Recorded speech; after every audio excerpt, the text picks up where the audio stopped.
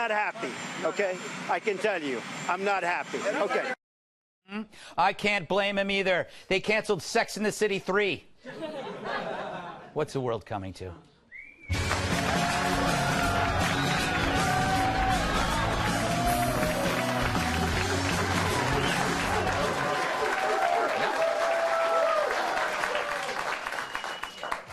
I don't mind the kneeling. No, I'm sick of the kneeling. I haven't been this sick of something since I ate a pound of candy corn and then rode the teacups. That was last year. There hasn't been this much talk about kneeling since Monica Gate. It's absurd.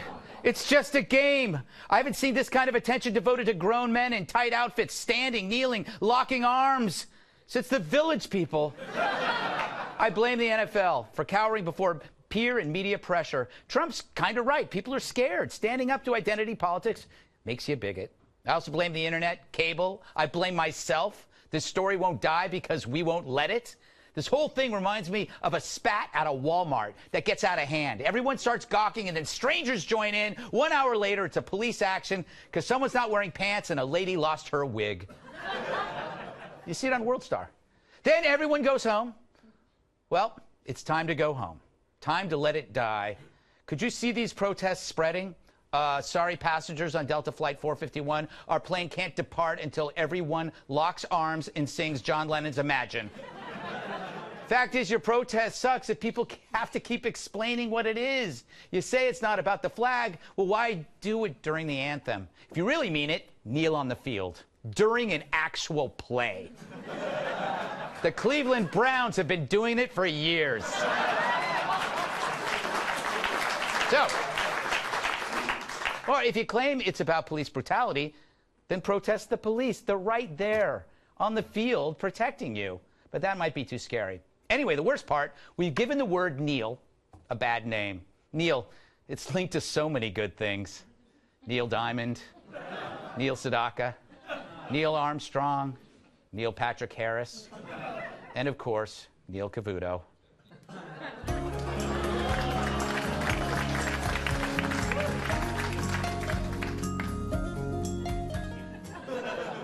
Neil, he makes me squeal. So, enough with the NFL pointing out the wrongs of society. Let's point out the wrongs of the NFL, and I'm not just talking about the head injuries. First, these games, they're overhyped, overlong, and the players are overindulged. It's no longer a sport, but a celebration of excess. If the NFL were a restaurant, it would be garish and loud, like a hula hands in hell. And it would take 4 hours to get your meal. You could only eat for 45 seconds, and then you'd have to sit and wait for 2 minutes before eating again. That's the NFL. Long periods of nothing, followed by tiny increments of something. Perhaps it's time to embrace a real sport, one that can be played by anyone, young, old, white, black, fat, thin, short. A sport that makes it impossible to be divisive. Are you tired of the same old tackles, touchdowns, and endless TV timeouts? Then America, it's time to go bowling. Sunday, forget the pigskin and get ready for greasy three-hole balls, snack bar food cooked by a light bulb, and shoes that have been Lysoled thousands of times. Bowling. Bowling is so American that all demographics love it. Guys, girls, geeks, jocks, goths, dorks, punks, geezers, moms, dads, and even babies. Bowling. And the first 1 million Americans to go bowling this Sunday get a free cassette player. So if you're ready for a pin-bashing, finger-spraining, everyone can do it thrill. Strap in, chum. It's bowling time. Bowling. It's time, America. Let's throw a strike for freedom. Wearing someone else's smelly shoes never felt so good.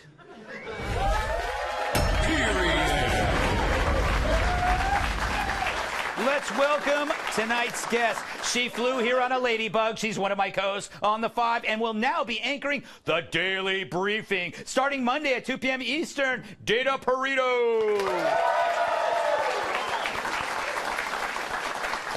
If looks could kill, she could prosecute herself for murder. Just to make it clear. She's also one of my co-hosts on The Five, Miss Kimberly Guilfoyle. And when life gives her lemons, she throws them at poor people. National Review reporter Kat Timpf. And as a child, buildings were his actual building blocks. Former bodyguard and my massive sidekick, Tyrus. All right. So, Tyrus, like me, you played... In what way? I was going to say that we played in arena football. Yeah. But I retired. You were injured. What is your... Injured? I moved on. You know what? Please ask your question. What is your take? I have a feeling that you are kind of in a tough bind because you played, you were in camp at the NFL, and you know the, I don't know, the turf to speak. Well, I know the work that it takes just to get there. Yeah. And to stay there is a whole other thing. And I've been, first and foremost, this has been a tough week for me because I've seen a lot of ugliness. Mm-hmm. And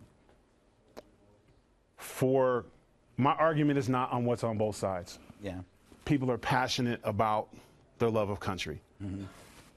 And as a black man in America, I'm an American, I'm a black man, there is things in our country that bother me. And the fact that we have great policemen. We have great policemen in this country, and I support them, and I've been on this show for 2 years. Yes. And I've supported them. But we also have things that are not okay and bad things that happen.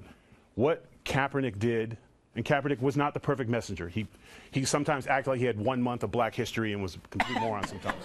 I'll give him that. But his message, he took a knee during the anthem because that was for the voices that couldn't be heard in his opinion. And then we had problems that we talked about on this show, and we got through it, and we eventually came down to, as long as it was peaceful, he was being a citizen, and we moved on. Mm-hmm.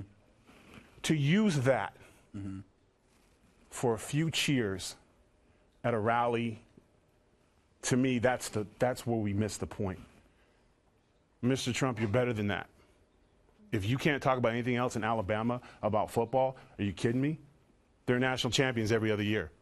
Greatest college town in America. Like, there was things you could have talked about.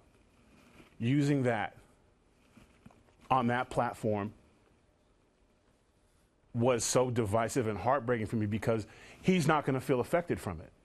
He's not going to be in that bar. He's not going to be walking to school. He's not going to get spit on that protester. That's us, the people, regular people who are fighting this fight now. That it was for a soundbite, for what he thought. And like I said, I support Mr. Trump as much as I can.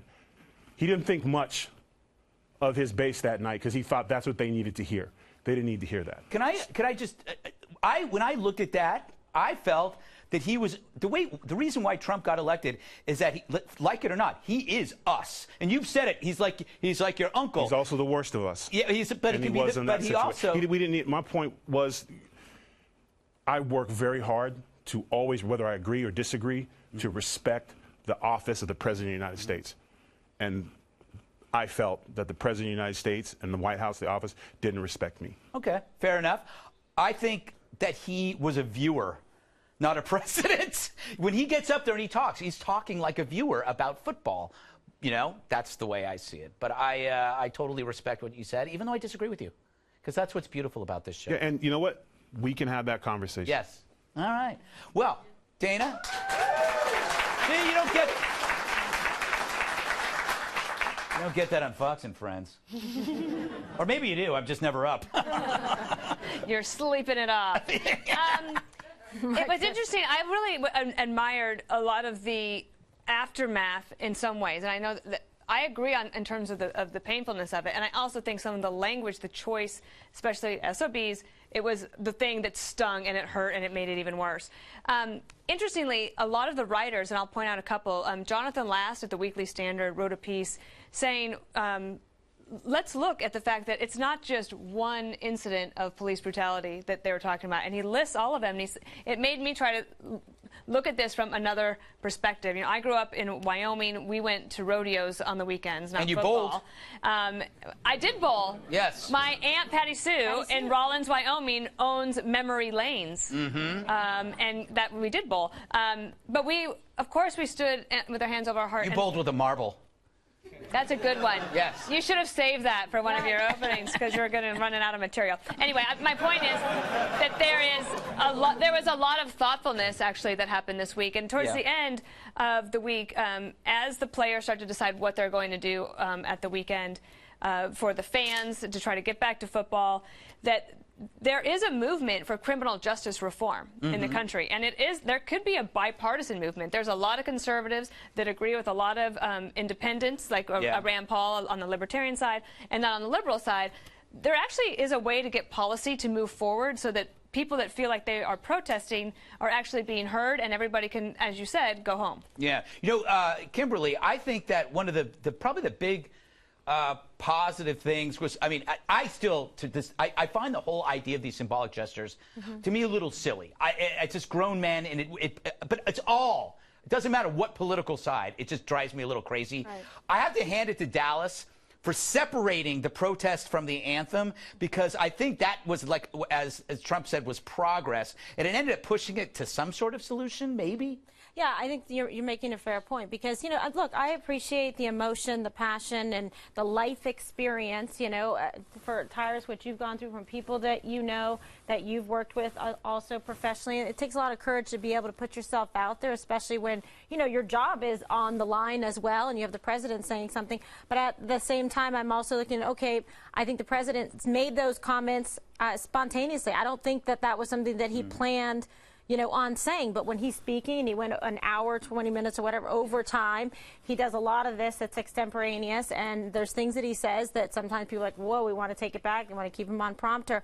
But at the same point, I think he was approaching, like you said, from a viewer or like a business perspective. I want to give him, the benefit of the doubt while still respecting the other side to say, okay, the players want to do something to let people know that even though they have a lot in line with their salaries, et cetera, they're willing to take a stand because they hear the voices out there and the social injustice and want everybody to know, be strengthened by their position to say it's not falling on deaf ears. Dallas, however, what they did was they carved it out, and they separated it out a little bit to say, we're going to acknowledge, but we're not going to tie it to something that could also be offensive to military, to veterans, the people who have fought and bled and died. That means something to them, too, and I think we need to be respectful of that so they don't feel diminished in the process, or that people aren't really, understanding the full impact of the anthem and the flag. Kat, I just go back to this idea that this got out of hand. It just feels like it was a ball that got rolling, and it's like if you polled America, this was not part of the. This is not something that is part of their lives. I will say, nonviolent protest, I'm all for it. Given the stuff that we see on the streets with Antifa, this is good. It's good that people do this, but you gotta, if you're taking a risk, you gotta know you're gonna upset people, or it's not a protest. Right. Well, part of the reason why it got so big was because of President Trump's SOB comment. That's when more people jumped in. Yeah, it's a peaceful protest.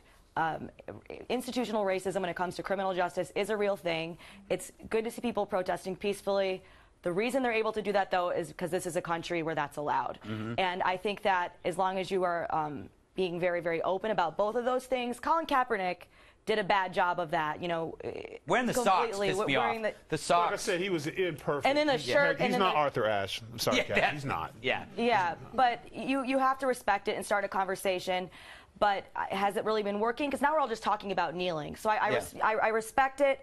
I also really, really love to see that we are in a country where you're allowed to peacefully protest something like this. Because in any other country, you could get your head cut off for doing something like that. So I'm very grateful to be an American. Very good, Kat. I'm grateful to be American, too. So, what do you guys think about Tom Price resigning? How did he not think he was going to get caught for that? Expensing a private plane? That's not like buying a donut on the company car. People are going to notice. The price is wrong, bitch. No, you know what it is? It's like I get worried when I do my personal mail on the company. Like when I pay a bill, when I throw it in, I shouldn't have actually said I did that. Oh my gosh! Got him! All right, wrap it up. He's gonna be awake all night worrying about that. Come on in, guys. We got him. This has been I'm talking about my previous I worked for the Federal Post Office. When I worked at a previous job, not and now here. you pay all your bills electronically, so it doesn't matter. Exactly. Thank you, Dana. All right. Well, we covered Tom Price, didn't we? Exactly.